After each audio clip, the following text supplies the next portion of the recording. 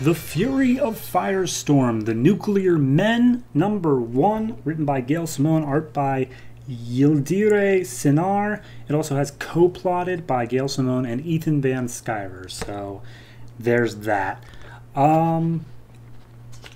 The only thing that I'm going to just say up front before we get into the plot is that they have two main characters, Ronnie Raymond and Jason Rush. Ronnie Raymond is a football star. He is white. I know it sounds weird that I'm listing off the race, but they make a very big point of it, so I just want to make it clear up front. Jason Rush, straight A student, black, and they don't get along, but we'll see that soon. So, we open up. We are in Istanbul. There are some mercenaries or something that are basically taking this family hostage, and they're like, okay, we know you have the thing we're looking for. Give us the thing we're looking for. And they're talking like a 12-year-old boy. Give us the thing we're looking for, or we're going to slit your dad's throat. And he's like, I don't have what you're looking for. And they slit the dad's throat. And he's like, if I had the thing you were looking for, I'd be using it against you right now. And he's like, solid point. So where did you put it? He tells them where he put it. And then they shoot his entire family. So that happened. And then the mercenaries just make a joke about, having lunch. So, super dark, but hey, there's that. Cut to Walton Mills High School. Ronnie Raymond is the star quarterback. He's being looked at by a scout, and he's just talking about, like, I'm not that smart, but damn, I got a good arm. Meanwhile, as their practice is going on, Jason Rush and a girl named Tanya, I don't think she has a last name yet, are in the stands. They work at the school newspaper, and Tanya's like, look, I know you don't like jocks, but Ronnie is actual news because he's being looked at by scouts, so you have to interview him and get the story for the paper. And Jason, because he has a crush on Tanya, is like, all right, I'll do it. So he goes into the locker room, he talks to Ronnie, and he asks, like, the stereotypical questions, but he drapes them in sarcasm and like, I don't actually like you at all, just for him being a jock. And then Ronnie comes up. Ronnie's like, oh, a jock hater. Usually I can see these ones coming. So he's like, you got a good build on you. You look pretty tough. You could probably be a good football player if you wanted it. And he's like, oh, I look tough because I'm black? And Ronnie's like, that's not what I meant.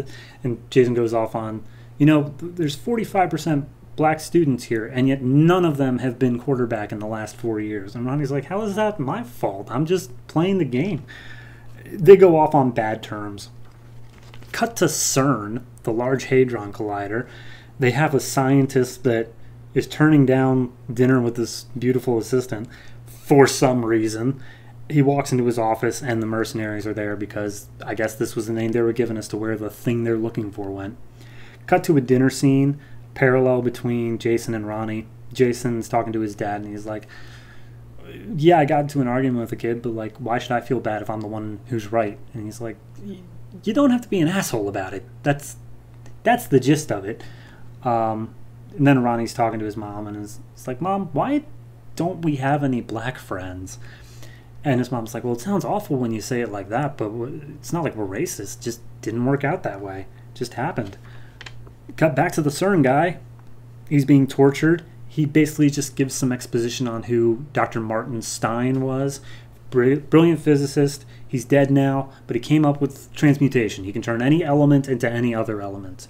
That's his thing.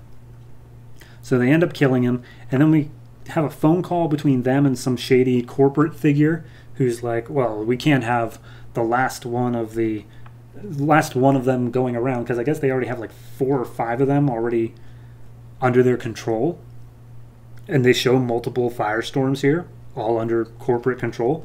But they can't have a last one just be a free-roaming entity, so they have to find it no matter what. Cut back to the school. Tanya's upset that he didn't get the interview. He realizes he messed up. He's going to go and apologize.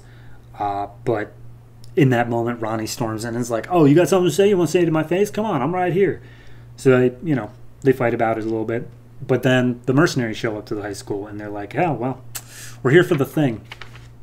So Jason knows immediately what they're talking about and what they want because Dr. Martin Stein entrusted whatever it was he was looking for with Jason. So he runs to his locker, he grabs the thing, he gives a brief explanation of how he got it, and then one of their friends, who I didn't even mention up to this point, named Trey, is shot. So, you know, now they have personal stakes in it as well. Trey gets shot, and Jason becomes Firestorm. But in him becoming Firestorm, something went wrong, and Ronnie also became a Firestorm.